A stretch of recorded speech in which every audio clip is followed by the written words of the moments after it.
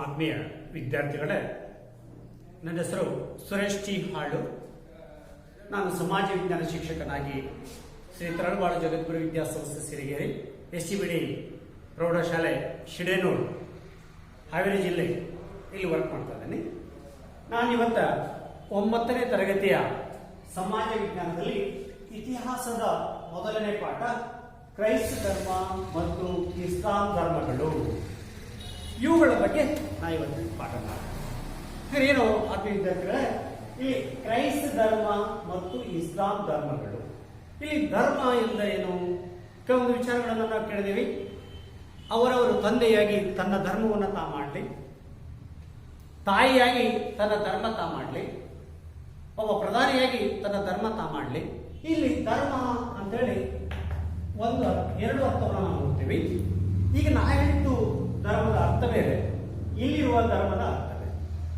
ಒಟ್ಟಾರೆ ನಮ್ಮ ಪ್ರಪಂಚದಲ್ಲಿ ಯಾವ ಯಾವ ಧರ್ಮಗಳಿದಾವೆ ನೀವು ತಿಳಿದಂತೆ, ನಿಮ್ಮ ಧರ್ಮ ಅದು ಹಿಂದೂ ಕ್ರೈಸ್,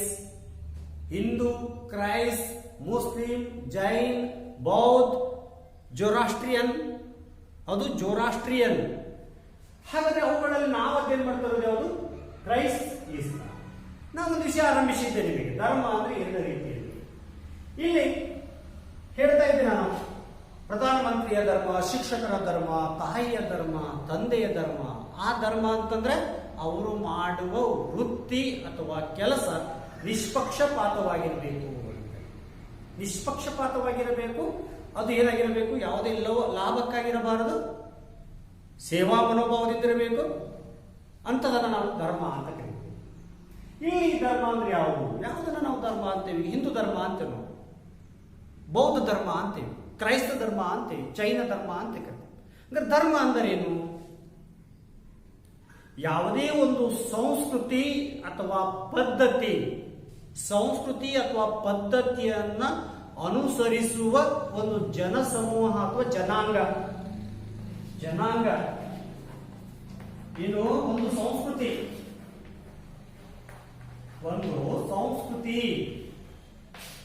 ಅಂದ್ರೆ ನಡೆ, ನುಡಿ, ಆಹಾರ ಪದ್ಧತಿ ಎಲ್ಲ ಒಂದೇ ರೀತಿಯಾದ ಸಂಸ್ಕೃತಿಯನ್ನ, ಅಂದ್ರೆ ಕೆಲವೊಂದು ಹಬ್ಬಗಳು ವ್ಯತ್ಯಾಸ ಆಗ್ಬೋದು, ಆದರೆ ಹೆಚ್ಚು ಜನಾಂಗ ಒಂದು ಸಂಸ್ಕೃತಿಯನ್ನ ಅಥವಾ ಒಂದು ಪರಂಪರೆಯನ್ನ, ಒಂದು ತತ್ವವನ್ನ, ಒಂದು ಸಿದ್ಧಾಂತ, ಒಂದು ಸಂಸ್ಕೃತಿಯನ್ನ ಒಳಗೊಂಡಂತ ಅಥವಾ ಅನುಸರಿಸುತ್ತಿರುವ ಜನಾಂಗವನ್ನ ನಾವೆಂತ ಕರಿತೀವಿ? ಆ ತತ್ವವನ್ನು ಅನುಸರಿಸುತ್ತಿರೋದು ಒಂದು ಧರ್ಮ ಅಂತ ಕರಿತೀವಿ. ಒಂದು ತತ್ವಕ್ಕೆ ಬದ್ಧವಾಗಿರಬೇಕು. ಈಗ ಕ್ರೈಸ್ತ ಧರ್ಮ ಅಂತ ಕರಿತೀವಿ, ಅದೊಂದು ಯೇಸುವಿನ ತತ್ವಕ್ಕೆ ಬದ್ಧವಾಗಿದೆ. ಅದೇ ರೀತಿ ಜೈನ ಧರ್ಮ ಅಂತ ಕರಿತೀವಿ. ಜೈನ ಧರ್ಮದ ಸ್ಥಾಪಕರು ಯಾರು? ಮಹಾವೀರ. ಎಲ್ಲಿ ಆರಂಭ ಆಯಿತು? ನಮ್ಮ ಭಾರತದಲ್ಲಿ ಆರಂಭ ಆಯಿತು. ಸೇಮ್ ಬೌದ್ಧ ಧರ್ಮ, ಬುದ್ಧನ ತತ್ವಗಳನ್ನು ಯಾರು ಅನುಸರಿಸ್ತಾರೋ ಅವರು ಬೌದ್ಧ ಧರ್ಮದವರು. ಅಂದ್ರೆ ಒಂದು ತತ್ವ ಸಿದ್ಧಾಂತಕ್ಕೆ ಬದ್ಧವಾಗಿರುವ ಜನಸಮೂಹವನ್ನು ನಾವೆಂತ ಕರಿತೀವಿ? ಅದನ್ನ ಒಂದು ಧರ್ಮ ಅಂತ ಕರಿತೀವಿ. ಆ ಯಾವ ತತ್ವವನ್ನು ಅನುಸರಿಸ್ತಾರೋ ಆ ಧರ್ಮವನ್ನು ನಾವು ಕರಿತೀವಿ. ಸರಿ, ಹಾಗಾದ್ರೆ ಈಗ ಈ ಜೈನ, ಬೌದ್ಧ, ಜೋರಾಷ್ಟ್ರಿಯ, ಹಿಂದೂ ಇವೆಲ್ಲ ಧರ್ಮಗಳು ಇಲ್ಲಿ ಸಾಮಾನ್ಯ ಶಕೆ ಪೂರ್ವದಲ್ಲಿ ಆರಂಭ. ಈ ಅನ್ನೋದನ್ನ ಮೊದಲು ಕ್ರಿಸ್ತಿ ಶಕ ಅಂತ ಕರಿತೀವಿ,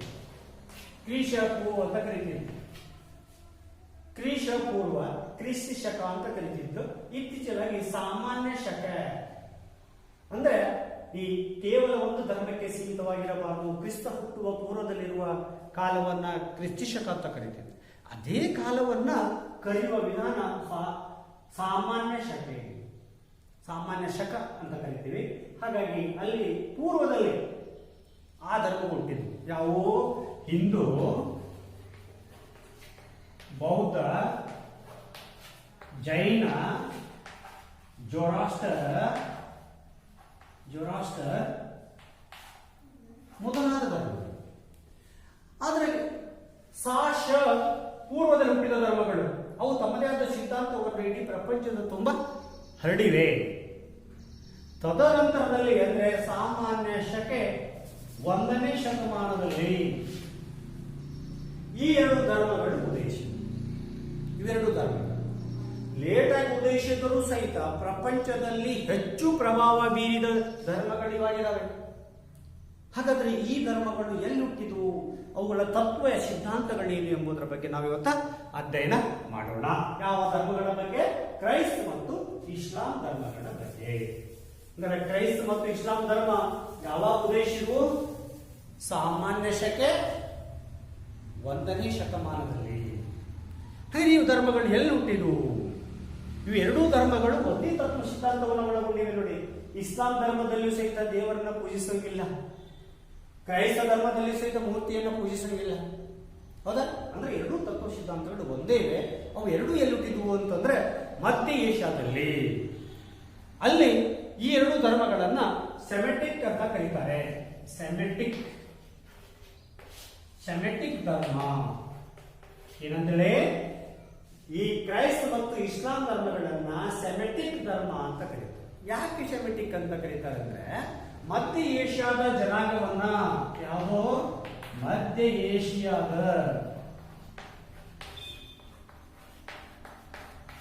ಈ ಮಧ್ಯ ಏಷ್ಯಾದ ಜನಾಂಗವನ್ನ ಸೆಮೆಟಿಕ್ ಜನಾಂಗ ಅಂತ ಕರೀತಿದ್ರು.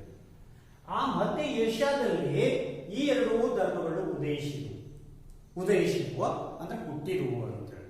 ಅಂದ್ರೆ ಎಲ್ಲಿ ಅಂದ್ರೆ ಮಧ್ಯ ಏಷ್ಯಾದಲ್ಲಿ ಹುಟ್ಟಿರುವ ಅಂತ ಅಧ್ಯಯನ ಮಾಡಿದ್ರು.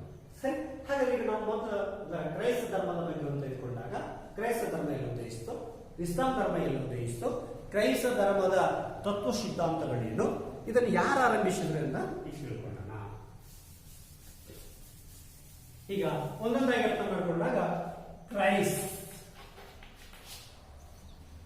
ಈ ಕ್ರೈಸ್ತ ಧರ್ಮ ಪ್ಯಾಲೆಸ್ಟೈನ್ ಅಂತ ಒಂದು ಪ್ಲೇಸ್,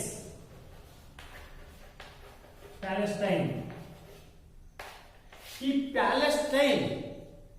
ಪ್ಯಾಲೆಸ್ಟೈನಿನ ಅಂದ್ರೆ ಪ್ಯಾಲೆಸ್ಟೈನ್ ಅನ್ನೋ ಪ್ರದೇಶ, ಅಲ್ಲಿ ನಜರತ್ ಪ್ಯಾಲೆಸ್ಟೈನ್ ಪ್ರಾಂತದ ನಜರತ್ ಎಂಬಲ್ಲಿ ಕ್ರೈಸ್ತ ಧರ್ಮ ಉದಯಿಸಿತು. ಅಂದ್ರೆ ಇಲ್ಲಿ ಯಾರಿದ್ರು ಮೊದಲು ಅಂದ್ರೆ ಯಹೂದಿಗಳಿದ್ರು.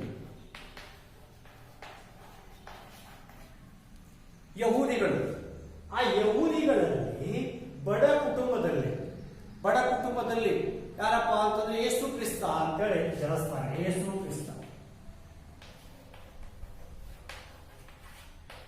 ಕ್ರಿಸ್ತ ಏನ್ ಮಾಡ್ತಾನೆ? ಬಡ ಕುಟುಂಬದಲ್ಲಿ ಜನಿಸ್ತಾನೆ.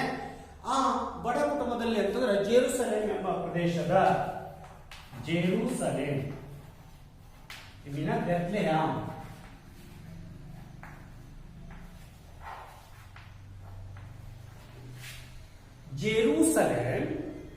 ಜೆರುಸಲೇಮಿನ ಬೆತ್ಲೆಹ್ಯಾಮ್ ಇಲ್ಲಿ ಏನ್ ಮಾಡ್ತಾರೆ?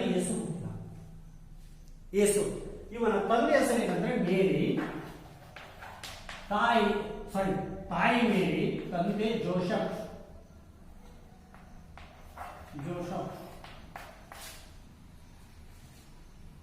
ತಂದೆ ಜೋಸೆಫ್, ತಾಯಿ ಮೇರಿ ಜೆರುಸಲೇಮಿನ ಬೆತ್ಲೆಹ್ಯಾಮ್ ನಲ್ಲಿ ಹುಟ್ಟಿದರು. ಇವಾಗ ಹುಟ್ಟಿ ಯಾವಾಗ ಇವನು ನಿರ್ದಿಷ್ಟ ಡೇಟ್ ಇಲ್ಲ, ಆದ್ರೆ ಸಾಮಾನ್ಯಕ್ಕೆ 1ನೇ ಶತಮಾನದಲ್ಲಿ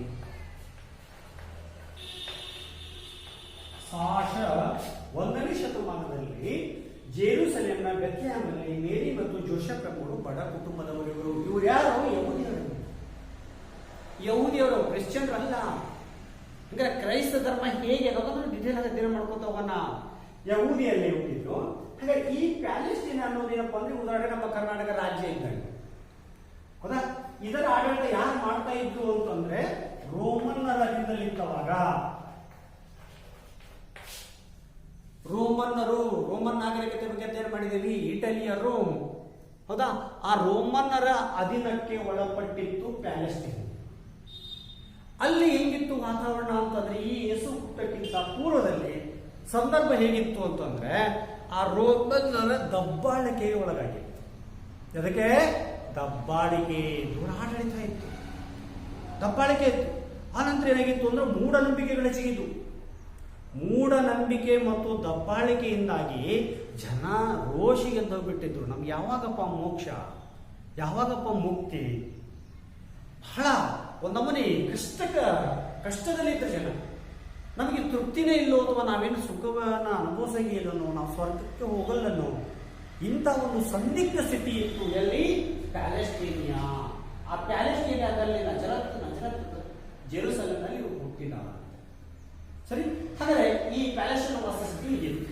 ಹಾಗಾದ್ರೆ ಎಲ್ಲಿ ಬರುತ್ತೆ ಅಂತಂದ್ರೆ ಈ ಮಧ್ಯ ಏಷ್ಯಾ ನೋಡಿ, ಇದು ಏಷ್ಯಾ ಖಂಡ ಇದೆ. ಈ ಮಧ್ಯ ಏಷ್ಯಾದಲ್ಲಿ ಈ ಭಾಗದಲ್ಲಿ ಏನಾಗಿತ್ತು ಅಂತಂದ್ರೆ ಇಲ್ಲಿ ಈ ರೋಮನ್ ಅಂತ ಇಲ್ಲಿ ಬರ್ತದೆ, ಇವರ ಅಧೀನಕ್ಕೊಳಪಟ್ಟಿತ್ತು. ಈ ಪ್ರದೇಶ ಅಧೀನಕ್ಕೊಳಪಟ್ಟಿತ್ತು, ದಬ್ಬಾಳಿಕೆಗೊಳಪಟ್ಟಿತ್ತು. ದಬ್ಬಾಳಿಕೆಗೆ ಮತ್ತು ಮೂಢನಂಬಿಕೆಯಿಂದ ಕೂಡಿತ್ತು. ಇಷ್ಟು ನೆನಪಿಟ್ಕೊಳ್ಳಿ, ಮೂಢನಂಬಿಕೆ ದಬ್ಬಾಳಿಕೆಯಿಂದ ಕೂಡಿತ್ತು.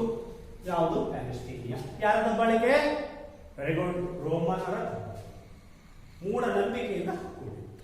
ಹಾಗಾದ್ರೆ ಯೇಸುವಿನ ಬಾಲ್ಯ ಜೀವನದ ಬಗ್ಗೆ ನಾವೀಗ ತಿಳ್ಕೊಳ್ಳೋಣ. ಅಂದ್ರೆ ಕ್ರೈಸ್ತ ಧರ್ಮದ ಸ್ಥಾಪಕರು ಯಾರು? ಕ್ರೈಸ್ತ ಧರ್ಮದ ಸ್ಥಾಪಕರು ಯೇಸು ಕ್ರಿಸ್ತ. ಯೇಸು ಅಂತ ಕರೀತಾರೆ ಅಥವಾ ಕ್ರೈಸ್ತ ಅಂತ ಕರೀತಾರೆ. ಸರಿ, ಈ ಯೇಸುವಿನ ಜೀವನ ಮತ್ತು ಬೋಧನೆಗಳ ಬಗ್ಗೆ ನಾವು ತಿಳ್ಕೊಂಡಾಗ ಇವರ ಜೀವನ ಅಂತ ಹೇಳಿ ನಾನೀಗ ಸಾಮಾನ್ಯ ಶಕೆ 1ನೇ ಶತಮಾನದಲ್ಲಿ ಜೆರುಸಲೇಮಿನ ಬೆತ್ಲೆಹೇಮಿನಲ್ಲಿ ಮೇರಿ ಮತ್ತು ಜೋಸೆಫರ ಮಗನಾಗಿ ಜನಿಸ್ತಾರೆ ಅಂತ ಹೇಳ್ತಾರೆ. ಇವರ ವಿದ್ಯಾಭ್ಯಾಸದ ಬಗ್ಗೆ ತಿಳ್ಕೊಂಡಾಗ ಪರಿಪೂರ್ಣ ಮಾಹಿತಿ ಸಿಗೋಂಗಿಲ್ಲ. ಇವರಿಗೆ ಪ್ರಾಥಮಿಕ ಶಿಕ್ಷಣ ಸ್ವಲ್ಪ ಪ್ರಮಾಣದಲ್ಲಿ ಮಾತ್ರ ಸಿಕ್ಕರೆ ಹೆಚ್ಚಿನ ಶಿಕ್ಷಣ ಸಿಗಲ್ಲ, ಹೆಚ್ಚು ಶಿಕ್ಷಣ ಕಲಿಯಂಗಿಲ್ಲ. ಯಾರು? ಯೇಸು. ಯೇಸು ಹೆಚ್ಚು ಶಿಕ್ಷಣ ಕಲಿಯಲಿಲ್ಲ. ಯೇಸು ಕ್ರಿಸ್ತ ಅಥವಾ ಯೇಸು ಕ್ರಿಸ್ತ ಕಡೆಗಾಗ್ತಾನೆ. ಫಸ್ಟ್ ಯೇಸು ಅಂತ ಇರ್ತದ. ಸರಿ, ಯೇಸು ಶಿಕ್ಷಣವನ್ನ ಕಲ್ತಿರಲ್ಲ, ಸ್ವಲ್ಪ ಪ್ರಮಾಣದಲ್ಲಿ ಮಾತ್ರ ಅಕ್ಷರ ಜ್ಞಾನ ಇದೆಲ್ಲ ಇರ್ತದೆ. ಆದರೆ ಅವನಲ್ಲಿರುವಂತಹ ಬುದ್ಧಿ ಸಾಮರ್ಥ್ಯ, ಗ್ರಹಣ ಶಕ್ತಿ, ವಿಮರ್ಶನಾ ಶಕ್ತಿ ಬಹಳ ಇತ್ತು. ಗ್ರಹಣ ಶಕ್ತಿ ಬಹಳ ಇತ್ತು ಅವರಲ್ಲಿ, ಅಂದ್ರೆ ನೆನಪಿಟ್ಟುಕೊಳ್ಳುವ ಶಕ್ತಿ ಬಹಳ ಇತ್ತು. ಇದರಿಂದ ಆ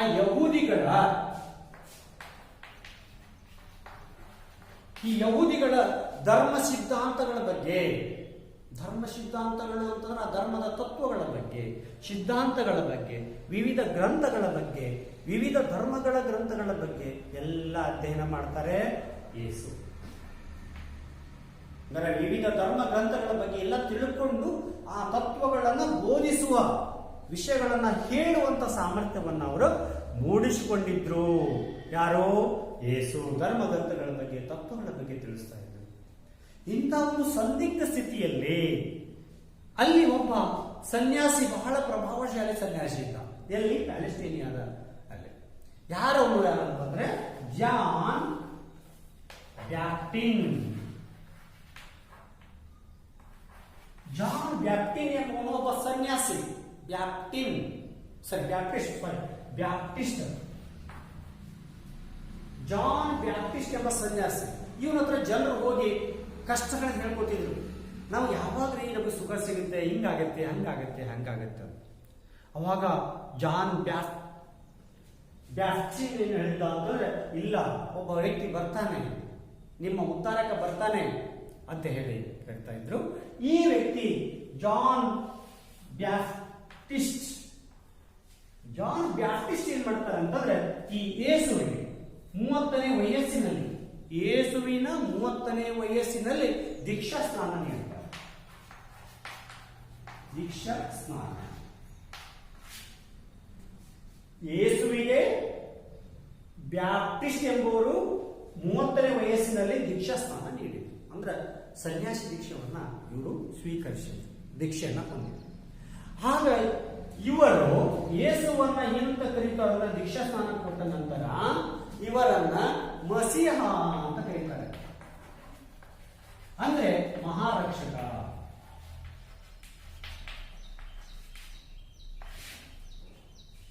ಯೇಸುವನ್ನ ಇವರು ಸನ್ಯಾಸಿ ದೀಕ್ಷೆ ಕೊಟ್ಟ ನಂತರ, ದೀಕ್ಷಾ ಸ್ನಾನ ಕೊಟ್ಟ ನಂತರ ಮಸೀಹ ಅಂದ್ರೆ ಯೇಸುವನ್ನ ಮಸೀಹ ಎಂದು ಇವರು ಕರೆದರು. ಬ್ಯಾಪ್ಟಿಸ್ಟ್ ಜಾನ್ ಬ್ಯಾಪ್ಟಿಸ್ಟ್ ಏನ್ ಕರೀತಾರೆ? ಮಸೀಹ ಅಂದ್ರೆ ಮಹಾರಕ್ಷಕ, ಈ ಜನರನ್ನ ರಕ್ಷಣೆ ಮಾಡಕ್ ಬಂದಾರೆ. ಅವಾಗ ಸನ್ಯಾಸಿ ದೀಕ್ಷೆ ಪಡೆದಂತ ಯೇಸು ಏನ್ ಮಾಡ್ತಾರೆ?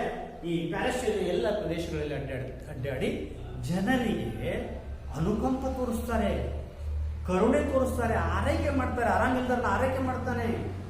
ಆರೈಕೆ ಮಾಡಿ ಅವರಿಗೆ ಸೇವೆ ಮಾಡ್ತಾರೆ, ಸರಳವಾದ ವಿಚಾರಗಳನ್ನು ತಿಳಿಸ್ತಾರೆ. ಯಾರ ಕಷ್ಟದಲ್ಲಿದ್ದಾರೋ ಅವರಿಗೆ ಸೇವೆ ಸಲ್ಲಿಸೋದು, ಅವರಿಗೆ ಆರೈಕೆ ಮಾಡೋದು, ಹಣವಿಲ್ಲದ ತೊಡಿ ಮೇಲೆ ಕೊಂಡು ಆರೈಕೆ ಮಾಡೋದು, ಈಗ ಅನುಕಂಪ ತೋರಿಸ್ತಾ ಸೇವೆ ಸಲ್ಲಿಸ್ತಾ ಎಲ್ಲ ಕಡೆ ಅಡ್ಡಾಡ್ತಿರ್ತಾರೆ. ಅಡ್ಡಾಡಿದಾಗ ಮತ್ತು ಸೇವೆ ಸಲ್ಲಿಸಿದಾಗ, ಅನುಕಂಪ ತೋರಿಸಿದಾಗ, ಪ್ರೀತಿ ತೋರಿಸಿದಾಗ ಜನರು ಕಾಮನ್ ಆಗಿ ಹೆಚ್ಕೊಳ್ತಾರೆ. ಹಾಗಾಗಿ ಎಲ್ಲ ಜನರಿಗೆ ಮಾಡಕತ್ರು ಇವನನ್ನ, ಯೇಸುವನ್ನ ಅಗದಿ ಪ್ರೀತಿಯಿಂದ ನೋಡಕತ್ರು ಮತ್ತು ಅವನಿಗೆ ದೈವತ್ವ ಮನೋಭಾವವನ್ನು ಕೊಟ್ಟರು. ಎದ್ರದ್ದು ದೈವತ್ವ ಮನೋಭಾವ ಅಂತಂದ್ರೆ ದೇವರ ಅನುಯಾಯಿಯವರು ಅಂತೇಳಿ. ಹಾಗೆ ದೈವತ್ವದ ಅನುಭವವನ್ನ ದೈವತ್ವ ಸ್ಥಾನ ಕೊಟ್ಟರು. ಅಂದ್ರೆ ದೇವರೇ ಇವನನ್ನು ಕಳಿಸಿದ್ದಾರೆ, ದೇವರ ಪುತ್ರ ಅನ್ನೋ ರೀತಿಯಲ್ಲಿ ಬಿಂಬಾಗ ಜನರೆಲ್ಲ ಹೆಚ್ಚೆಚ್ಚು ಯೇಸುವನ್ನ ಹಾಕಿದ್ರು. ಅವಾಗ ಅಲ್ಲಿದ್ದರೆ ಸುಮ್ಮನಿರ್ತಾರ? ಅಲ್ಲಿದ್ದರೆ ಏನ್ ಮಾಡಕತ್ರು? ಅವರನ್ನ ವಿರೋಧ ಮಾಡಕತ್ರು. ಯಾರು? ಅಲ್ಲಿಯ ಸಂಪ್ರದಾಯಸ್ಥರು. ಎಲ್ಲಿಯ ಸಂಪ್ರದಾಯಸ್ಥರು? ಸಂಪ್ರದಾಯಸ್ಥರು. ಪ್ಯಾಲೆಸ್ಟೀನಿಯಾದ ಸಂಪ್ರದಾಯಸ್ಥರಿಗೆಲ್ಲ ಹುಟ್ಟಿ ಕಿಚ್ಚಿದೆ. ಅವ್ರು ಎಲ್ಲಿ ಹೋಗ್ಬೇಕು? ಅಲ್ಲಿ ತಕ್ಕ ರಾಜ್ಯಪಾಲ ಇದ್ನಲ್ಲ, ಯಾವ ರಾಜ್ಯಪಾಲ? ಪ್ಯಾಲೆಸ್ಟೀನಿಯಾದ ರಾಜ್ಯಪಾಲ ಇದ್ದ, ಅವನ ಹತ್ರ ಹೋಗ್ತಾರೆ. ಯಾರಂದ್ರೆ ಪಾಂಟಿಯಸ್ ಅಂತ. ಅಂದ್ರೆ ರೋಮನ್ನರ ರಾಜ್ಯಪಾಲ ಏನಿದ್ದ ಪಾಂಟಿಯಸ್ ಹತ್ರ ಹೋಗ್ತಾರೆ. ಪಾಂಟಿಯಸ್ ಹತ್ರ ಹೋಗಿ, ಇಲ್ಲ ಈ ರೀತಿ ಮಾಡಕತ್ತಾನೆ, ಇವ ರಾಜದ್ರೋಹ ಮಾಡಕತ್ತಾನೆ ಅಂತ ಆಪಾದನೆ ಮಾಡ್ತಾರೆ. ಈ ರೀತಿ ಎಲ್ಲ ಜನರಿಗೆ ಬೇರೆ ಬೇರೆ ವಿಷಯ ಹೇಳಿ ನಮ್ಮ ಯಹೂದಿಯರ ಅಥವಾ ನಮ್ಮ ಜನಾಂಗದ, ನಮ್ಮ ಧರ್ಮದ ತತ್ವಗಳನ್ನ ಹಾಳು ಮಾಡ್ತಾ ಇದ್ದಾರೆ, ಇಲ್ಲಿ ವಿಷ ಬೀಜ ಬಿತ್ತಕತ್ತಾರೆ ಅಂತೇಳಿ ಇವ್ರು ಹೋಗಿ, ಯಾರು? ಸಂಪ್ರದಾಯಸ್ಥರು ಹೋಗಿ ಪಾಂಟಿಯಸ್, ಯಾರು? ಪಾಂಟಿಯಸ್ ರಾಜ್ಯಪಾಲ ಪಾಂಟಿಯಸ್ ಅಲ್ಲಿ ಹೋಗಿ ಏನ್ ಮಾಡ್ತಾರೆ? ಅಲ್ಲಿ ಕಂಪ್ಲೇಂಟ್ ಮಾಡ್ತಾರೆ. ಆಗ ಪಾಂಟಿಯಸ್ ಏನ್ ಮಾಡ್ತಾನೆ? ವಿಚಾರ ಮಾಡಿ ಅವರಿಗೆ ಗಲ್ಲಿಗೆ ಏರುವ ಅಂದ್ರೆ ಶಿಲುಬೆಗೆ ಏರಿಸುವ ಶಿಕ್ಷೆ ಕೊಡ್ತಾರೆ. ಯಾರಿಗೆ? ಯೇಸುವಿಗೆ ಸಂಪ್ರದಾಯಸ್ಥರು ಏನ್ ಮಾಡಿದ್ರು? ಪಾಂಟಿಯಸ್ ಹತ್ರ ಹೋಗಿ ಆರೋಪ ಮಾಡಿದ್ರು. ಆ ಪಾಂಟಿಯಸ್ ಏನ್ ಮಾಡ್ದ ಅಂತಂದ್ರೆ ಅವರಿಗೆ ಶಿಲುಬೆಗೆ ಏರಿಸುವ ಶಿಕ್ಷೆಯನ್ನ ಕೊಟ್ಟ. ಯಾರಿಗೆ? ಯೇಸುವಿಗೆ ಶಿಲುಬೆಗೆ ಏರಿಸುವುದು. ಶಿಲುಬೆಗೆ ಏರಿಸುವುದು ಅಂತ ನೋಡಿರಬಹುದು ನೀವು.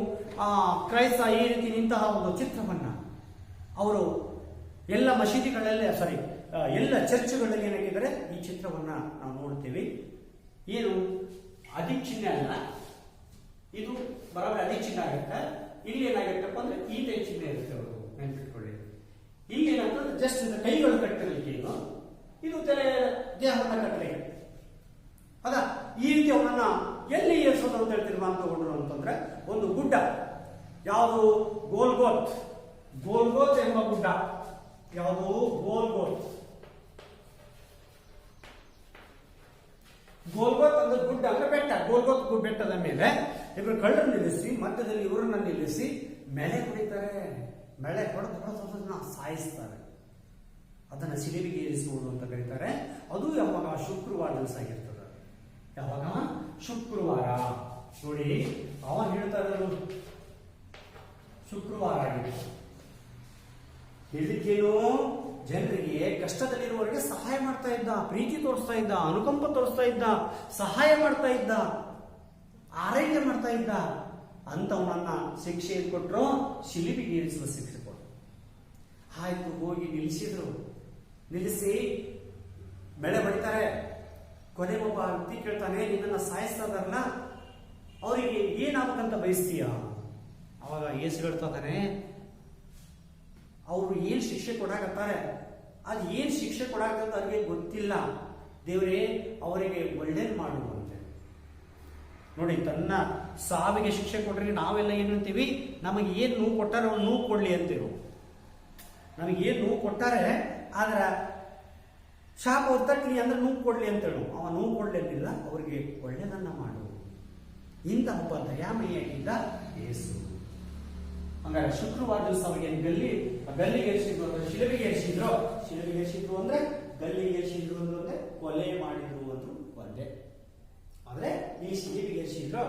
ಆ ಶುಕ್ರವಾರನ ಕ್ರೈಸ್ತ ಧರ್ಮದವರು ಅಥವಾ ಕ್ರಿಶ್ಚಿಯನ್ನರು ಏನಂತ ಕರೀತಾರೆ ಅಂದ್ರೆ ಗುಡ್ ಫ್ರೈಡೇ. Good Friday. ಈಗೂ ಸಹಿತ ನಮ್ಮ ಗೌರ್ಮೆಂಟ್ ಗುಡ್ ಫ್ರೈಡೆಗೆ ಸರ್ಕಾರಿ ರಜೆಯನ್ನು ಘೋಷಿಸಿತು. ಹೌದಾ? ಗುಡ್ ಫ್ರೈಡೇ ಅಂತ ಕರೀತಾರೆ. ಓಕೆ, ಈಗ ಅವನು ಮರಣ ಹೊಂದಿದ್ರು. ಹಂಗಾರೆ ಒಂದ್ ಸೆಕೆಂಡ್ ರಿಪೀಟ್ ನೋಡಿ. ಯೇಸು ಕ್ರೈಸ್ತ ಧರ್ಮದ ಸ್ಥಾಪಕ. ಯೇಸು ಹುಟ್ಟಿದಲ್ಲಿ ಬೆತ್ಲೆಹ್ಯಾಮ್, ಜೆರೂಸಲೇಮಿನ ಬೆತ್ಲೆಹ್ಯಾಮ್ನಲ್ಲಿ ಹುಟ್ಟಿದ್ರು. ಯೇಸುವಿನ ತಂದೆ ತಾಯಿ ಯಾರು? ಮೇರಿ ಜೋಸೆಫ್. ಶಿಕ್ಷಣ ಪರಿಪೂರ್ಣ ಮಾಹಿತಿ ಇಲ್ಲ, ಸ್ವಲ್ಪ ಶಿಕ್ಷಣವನ್ನ ಕಲಿತಂತ ಯೇಸು ವಿವಿಧ ಜ್ಞಾನವನ್ನ ತಿಳಿದುಕೊಂಡಿದ್ದ. ಅವನನ್ನ ಮಹಾರಕ್ಷಕ ಕರೆದವರು ಯಾರು? ಬ್ಯಾಪ್ಟಿಸ್ಟ್. ಮಹಾರಕ್ಷಕ ಅಥವಾ ಮಸಿಹ ಅಂತ ಕರೆದ್ರು. ಅವನು ಏನ್ ಮಾಡಿದ್ರೆ ಅವರಿಗೆ ಮರಣದಂಡನೆ ಶಿಕ್ಷೆಯಿಂದ ಶಿಲುಬೆಗೇರಿಸಲಾಯಿತು. ಎಲ್ಲಿ? ಗೋಲ್ಗೊಥಾದಲ್ಲಿ. ಅದನ್ನ ಗುಡ್ ಫ್ರೈಡೇ ಅಂತ ಕರೀತಾರೆ. ಗುಡ್ ಫ್ರೈಡೇ ಅಂತ ಕರೀತಾರೆ. ಓಕೆ, ಯೇಸು ಹುಟ್ಟಿದ ಬುಧವಾರ ಅಂತ ಹೇಳಿ ಅದೇನ್ ಮಾಡಿದ್ರು. ಅಂದ್ರೆ ಯೇಸು ಏನು ಬೋಧನೆ ಮಾಡ್ತಾನೆ? ಜೀವನ ಆಯ್ತು. ಈಗ ಸಂಕ್ಷಿಪ್ತವಾಗಿ ಜೀವನ ಅಂದ್ರೆ ಬೋಧನೆಗಳು ಯಾರು? ಯೇಸು ಕ್ರಿಸ್ತನ ಬೋಧನೆಗಳು. ಯೇಸು ಕ್ರಿಸ್ತರ ಬೋಧನೆಗಳು. ಏನು ಬೋಧನೆಗಳು? ಇಲ್ಲಿ ನೋಡಿ, ಯೇಸು ಕ್ರಿಸ್ತನ ಬೋಧನೆಗಳು.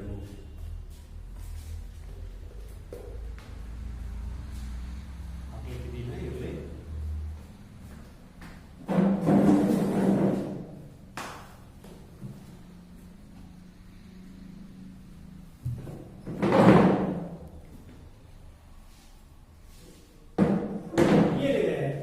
ದೇವರು ಒಬ್ಬನೇ, ದಯಾಮಯನಾದ ದೇವರು ಸರ್ವ ಜೀವರಾಶಿಗಳ ತಂದೆ. ಒಂದೇ ಬೋಧನೆ ಏನಿದೆ ಅವ್ರದ್ದು? ದೇವರು ಒಬ್ಬನೇ.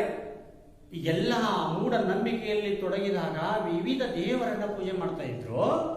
ದೇವರು ಒಬ್ಬನೇ, ದಯಾಮಯಿಯವನು. ಅವನು ಶಿಕ್ಷೆ ಕೊಡಂಗಿಲ್ಲ, ಒಳ್ಳೇದು ಮಾಡ್ತಾನೆ. ದಯಾಮಯಿ, ದಯೆ. ತಂದೆ ತಾಯಿಗಳು ಹೇರಿಗೆ ದಯ ತೋರಿಸ್ತಾರೋ ಹಾಗೆ ದೇವರು ಮಕ್ಕಳ ಮೇಲೆ ದಯ ತೋರಿಸ್ತಾನೆ. ಸರ್ವ ಜೀವರಾಶಿಗಳ ತಂದೆ. ಏನ್ ಜೀವರಾಶಿಗಳದಾವ? ಎಲ್ಲ ಸಸ್ಯಗಳಿರ್ಬೋದು, ಪ್ರಾಣಿಗಳಿರ್ಬೋದು, ನಾವು ನೀವು ಎಲ್ಲರ ತಂದೆ ಅವನು. ತಂದೆ ಏನಾದರೂ ಕೆಟ್ಟ ಮಾಡ್ತಾರೆ? ಇಲ್ಲ, ಒಳ್ಳೆ ಮಾಡ್ತಾನೆ. ಹಾಗೆ ಪ್ರತಿಯೊಬ್ಬರಲ್ಲಿ ಸಹೋದರತ್ವ ಭಾವನೆ ಇರಬೇಕು. ಎರಡನೇ ಸಹೋದರತ್ವ ಭಾವನೆ. ಸಹೋದರತ್ವ ಅಂತಂದ್ರೆ ಒಳ್ಳೇದು ಮಾಡೋದು, ಅವರಿಗೆ ಸಹಾಯ ಮಾಡೋದು. ಹೀಗೆ ಪ್ರತಿಯೊಬ್ಬರಲ್ಲಿ ಸಹೋದರತ್ವ ಭಾವನೆ ಇರಬೇಕು. ನಾವು ಕಷ್ಟದಲ್ಲಿರುವವರನ್ನು ಪ್ರೀತಿಸಿದರೆ ದೇವರನ್ನು ಪ್ರೀತಿಸಿದಂತೆ. ಯಾರೋ ಒಬ್ಬರು ಬಡವರು ಭಿಕ್ಷಕಕ್ಕೆ ಬಂದಾಗ ಮುನ್ನಡಿ ಅಂತ ನಾವು, ಯಾರೋ ಅಂಗವಿಕಲರು ದಾರಿ ತೋರಿಸಂದಾಗ ನಮ್ಮ ಮಶಕ್ಕೆ ನಾವು ಹೋಗ್ತೇವೆ. ಬಸ್ಸಲ್ಲಿ ಯಾರೋ ಗರ್ಭಿಣಿ ಅಥವಾ ಕಷ್ಟದ ವಯಸ್ಸಾದ್ರು ಬಂದ್ರೆ ಸೀಟ್ ಬಿಟ್ಕೊಂಡು ಹೋಗಬೇಕಂತೆ ಕೆಲವು ಕಣ್ಣು ಮುಚ್ಕೊಂಡು ನಿದ್ದೆ ಮಾಡ್ತೇವೆ. ಇದು ಮಾಡಬಾರ್ದು. ಕಷ್ಟದಲ್ಲಿ ಯಾರಾದರೂ ಬಡವರು ಇರಬಹುದು, ಅಂಗವಿಕಲರಿರ್ಬೋದು, ವಯಸ್ಸಾದರಿರ್ಬೋದು, ಗರ್ಭಿಣಿ ಇರಬಹುದು. ಅವರಿಗೆ ಏನು ನಾವು ಅನುಕಂಪ ಪ್ರೀತಿ ತೋರಿಸುತ್ತೇವೆಯೋ, ಪ್ರೀತಿ ತೋರಿಸುತ್ತೇವೆಯೋ ದೇವರನ್ನ ಪ್ರೀತಿಸಿದಂತೆ. ಯಾವುದೇ ದೇವಸ್ಥಾನಕ್ಕೆ ಹೋಗೋದು ಮುಖ್ಯ ಅಲ್ಲ ಅಂತ. ಇನ್ನು ಪರರಿಂದ ಯಾವುದನ್ನು ಬಯಸದೆ ನಾವು ಅವರ ಸೇವೆ ಮಾಡಬೇಕು. ಈಗ ಹೇಳಿದ್ದಲ್ಲ, ಸೇವೆ ಮಾಡ್ಬೇಕಂತೇಳಿ ಅವರಿಂದ ಲಾಭ ಬಯಸಬಾರ್ದು. ಈಗ ನಮ್ಮ ತಾಯಿ ಮಾಡ್ತಾಳೆ, ತಂದೆ ಮಾಡ್ತಾರೆ. ಹೌದಾ? ತಂದೆ ತಾಯಿ ಗುರುಗಳು ಕೆಲವು ಜನ ಮಾಡ್ತಾರೆ ಏನು ಸಹಾಯವನ್ನು, ಅದನ್ನ ಲಾಭ ಬಯಸಬಾರ್ದು. ಅಂತ ಲಾಭಕ್ಕಾಗಿ ಮಾಡೋದು ಸೇವೆ ಅಲ್ಲ. ಅದು ಏನು ಬಯಸಬಾರ್ದು, ಇನ್ನು ನಮ್ಮ ಸಹಾಯ ನಾವು ಮಾಡಬೇಕು. ಇನ್ನು ಮಾನವನ ಸೇವೆಯು ದೇವರ ಸೇವೆಗೆ ಸಮಾನವಾದದ್ದು. ನಾವೇನು ಮನುಷ್ಯರಿಗೆ ಸಹಾಯ ಮಾಡ್ತೇವಿ, ಸೇವೆ ಮಾಡ್ತೇವಿ, ಲಾಭ ಇಟ್ಕೊಂಡು ಮಾಡೋದು ಸೇವೆ ಅಲ್ಲ. ಲಾಭ ಇಲ್ಲದೆ ಏನು ಬಯಸಬಾರ್ದು. ನಾವು ಒಳ್ಳೇದಾಗಿ ಅಂತ ಹೇಳಿ ಮಾಡ್ತೇವಲ್ಲ, ಅದು ಅಲ್ಲ. ಅವನಿಂದ ನನಗೇನಾದ್ರು ರೊಕ್ಕ ಸಿಗಲಿ, ಅವನಿಂದ ಶಬ್ಬಾಸಿ ಸಿಗಲಿ, ನನ್ನನ್ನು ಹೊಗಳ್ಳಿ, ನನ್ನ ಎಲ್ಲ ಕಡೆ ಹೇಳಲಿ ಅಂತ ಮಾಡ್ತೇವಲ್ಲ, ಅದು ಮಾಡಬಾರ್ದು. ಒಳ್ಳೆಯ ಯಾವುದೇ ಲಾಭ ಇದೆ ಮಾಡಬೇಕು. ಮಾನವನು ತನ್ನ ತಪ್ಪಿಗೆ ಪಶ್ಚಾತ್ತಾಪ ಪಟ್ಟರೆ ಅದಕ್ಕೆ ದೇವರಿಂದ ಕ್ಷಮಾಪಣೆ ಇದೆ. ನೋಡಿ ಪಾಯಿಂಟ್. ತಪ್ಪು ಸಹಜ. ಮನುಷ್ಯ ಮಾಡ್ದ ಮರ ಮಾಡ್ತಾವನ್ರಿ ಅಂತ ಮಾತಾಡ್ತಾರೆ. ಹೌದಾ? ಮನುಷ್ಯ ಅಂದ ಮೇಲೆ ಸಹಜವಾಗಿ ತಪ್ಪುಗಳಾಗುವುದು ಸಹಜ ಗುಣ ಇದೆ. ಹಾಗಾಗಿ ಆ ತಪ್ಪು ಮಾಡಿಕೊಂಡು ಪಶ್ಚಾತ್ತಾಪ ಪಡಬೇಕು. ಹಾಗೇ ನಾ ಮಾಡಿದ ಸರಿನೇ ಅಂತ ಓದಿಸೋದಲ್ಲ. ಅದನ್ನು ಆತ್ಮಸಾಕ್ಷಿ, ಅದಕ್ಕೆ ದೇವರ ಎಲ್ಲಿದ್ದಾನೆ ಅಂದ್ರೆ ಆತ್ಮದಲ್ಲಿದ್ದಾನೆ ಅಂತ ಮಾತಾಡ್ತಿರ್ತಾರೆ.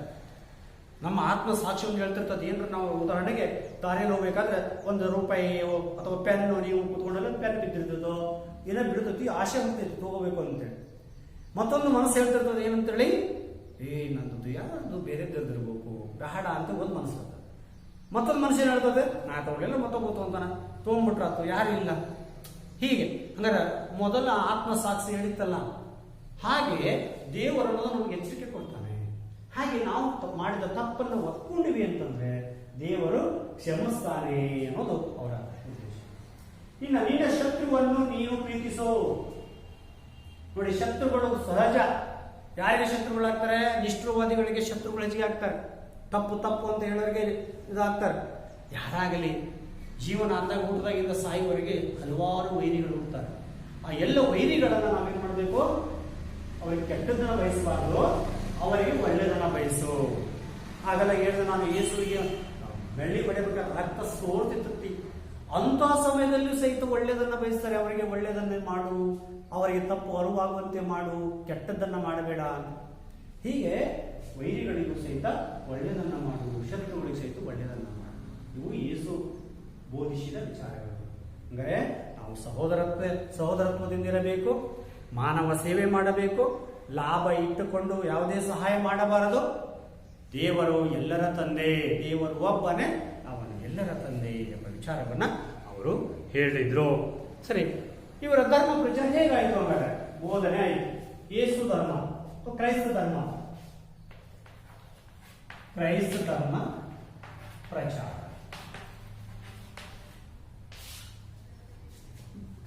ಇಲ್ಲಿ ಯೇಸು ಸತ್ತ ಅಂತ ಆಲ್ರೆಡಿ ಹೇಳಿದ್ರು. ಸಾಯಕ್ಕಿಂತ ಪೂರ್ವದಲ್ಲಿ ಏನ್ ಮಾಡಿದ್ರು ಅಂತಂದ್ರೆ, ಈ ಯೇಸು ಏನ್ ಮಾಡಿದ್ರು, 12 ಜನ ಶಿಷ್ಯರಿಗೆ 12 ಜನ ಶಿಷ್ಯರನ್ನ ಮಾಡ್ತಿದ್ರು. ಅವರಿಗೆ ಭಿಕ್ಷೆ ಕೊಟ್ಟಿದ್ರು. ಯಾರು? ಯೇಸು ಕೊಟ್ಟಿದ್ರು. ಈ ಯೇಸುವಿನ 12 ಜನರಿಗೆ ಏನಂತ ಕರಿತಿದ್ರು ಅಂತಂದ್ರೆ ಅಪೋಸಲ್ಸ್ ಅಂತ ಕರೀತಾರೆ. ಯಾರು? ಈ 12 ಜನ ಸದಸ್ಯರಿಗೆ ಅಪೋಸಲ್ಸ್ ಅಂತ ಕರೀತಾರೆ. ಅಪೋಸಲ್ಸ್ ಅಂದ್ರೆ ಯಾರು ಅಂತಂದ್ರೆ ಯೇಸುವಿನ 12 ಜನ ಶಿಷ್ಯರನ್ನ ಅಪೋಸಲ್ಸ್ ಅಂತ ಕರೀತಾರೆ. ಇದರಲ್ಲಿ ಪ್ರಮುಖ ಯಾರು ಅಂದ್ರೆ ಪೀಟರ್. ಅಂದ್ರೆ ಮೊದಲನೇ ಪೀಟರ್. ಈ ಪೀಟರ್ ಏನ್ ಮಾಡ್ತಾನೆ? ರೋಮ್ ಹೋಗ್ತಾನೆ. ಇಟಲಿಯ ರಾಜಧಾನಿ ರೋಮ್. ಆ ರೋಮಿಗೆ ಹೋಗಿ ಅಲ್ಲಿ ಏನ್ ಮಾಡ್ತಾನೆ ಅಂತಂದ್ರೆ ಧರ್ಮ ಪ್ರಚಾರಕ್ಕಾಗಿ ಹಲವಾರು ಜನರ ಶಿಷ್ಯರನ್ನ ನೇಮಿಸಿ ಬೇರೆ ಬೇರೆ ಕಡೆ ಕಳಿಸ್ಕೊಡ್ತಾನೆ. ಅಲ್ಲದೆ ಇಲ್ಲಿ ರೋಮಿನಲ್ಲಿ ಕ್ಯಾಥೋಲಿಕ್ ಚರ್ಚ್ ಅಂತೇಳಿ ಬಹಳ ಪ್ರಸಿದ್ಧ. ಈಗ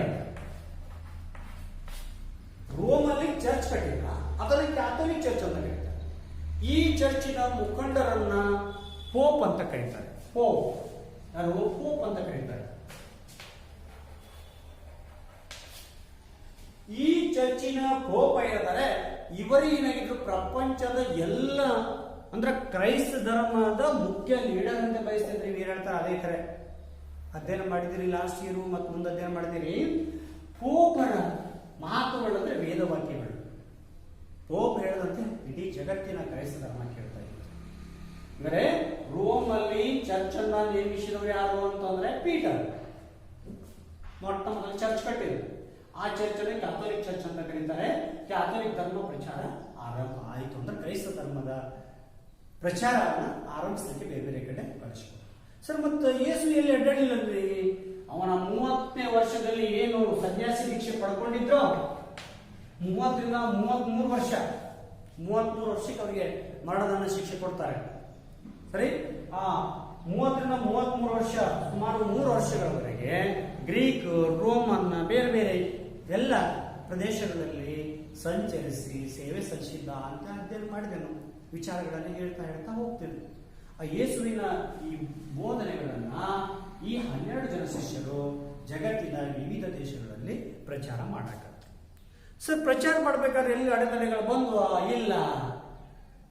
ಈ ರೋಮನ್ ಆಡಳಿತಕ್ಕೆ ಒಳಪಟ್ಟ ಪ್ರದೇಶದಲ್ಲಿ ಇವರು ಅಡ್ಡಾಡ್ತಾ ಇದ್ದಾಗ ರೋಮನ್ ಚಕ್ರವರ್ತಿಗಳು 1ನೇ ಶತಮಾನದಲ್ಲಿ 1ನೇ ಶತಮಾನ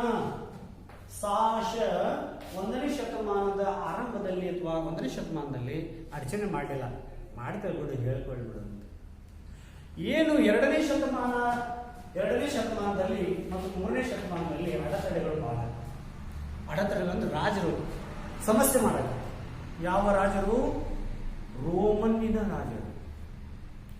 ಆದರೂ ಸಹಿತ ಅದರಲ್ಲಿ ಕಷ್ಟಪಟ್ಟು ಗೊತ್ತಾಗದ ರೀತಿಯಲ್ಲಿ ಇವರು ಬೇರೆ ಬೇರೆ ಪ್ರಚಾರ ಮಾಡ್ತಾ ಇದ್ರು. ಹೀಗೆ ಧರ್ಮ ಪ್ರಚಾರ ಆಗ್ತಾ ಇತ್ತು. ಯಾವಾಗ 4ನೇ ಶತಮಾನದಲ್ಲಿ 4ನೇ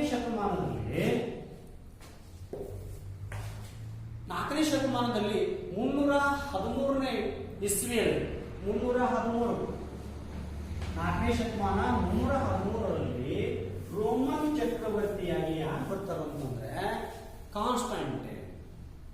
ರೋಮನ್ನಲ್ಲಿ ರಾಜ್ಯಪಾಲ ಅಂತ ಕರೀತಾರೆ ಅಥವಾ ಅವನ ಚಕ್ರವರ್ತಿ ಅಂತ ಹೇಳಿ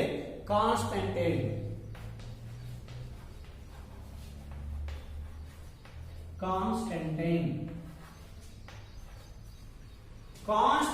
ಎಂಬವನು ಅಲ್ಲಿಯ ರಾಜನಾಗ್ತಾನೆ. ಇವ ಏನ್ ಮಾಡ್ತಾನ ಅಂತಂದ್ರೆ ರಾಜ ಧರ್ಮವಾಗಿ ಸ್ವೀಕರಿಸ್ತಾನೆ ಕ್ರೈಸ್ತ ಧರ್ಮವನ್ನ.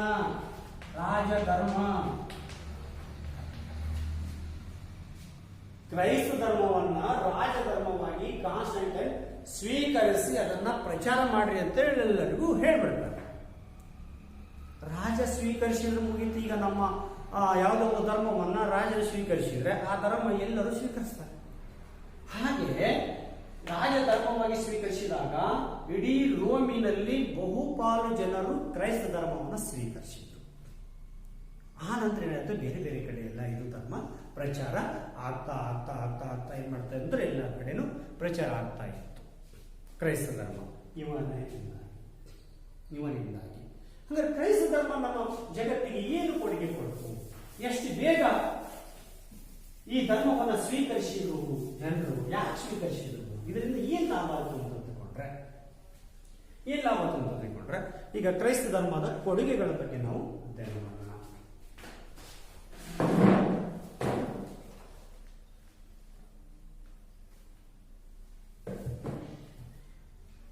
ಕ್ರೈಸ್ತ ಧರ್ಮದ ಕೊಡುಗೆಗಳು ನೋಡಿ. ಕ್ರೈಸ್ತ ಧರ್ಮ ಪ್ರಪಂಚಕ್ಕೆ ಶಾಂತಿ ಮತ್ತು ಸಹೋದರತ್ವ ತತ್ವಗಳನ್ನು ನೀಡಿದೆ. ಬಹಳ ಮೂಢನಂಬಿಕೆ ಇತ್ತು, ದಬ್ಬಾಳಿಕೆ ಇತ್ತು.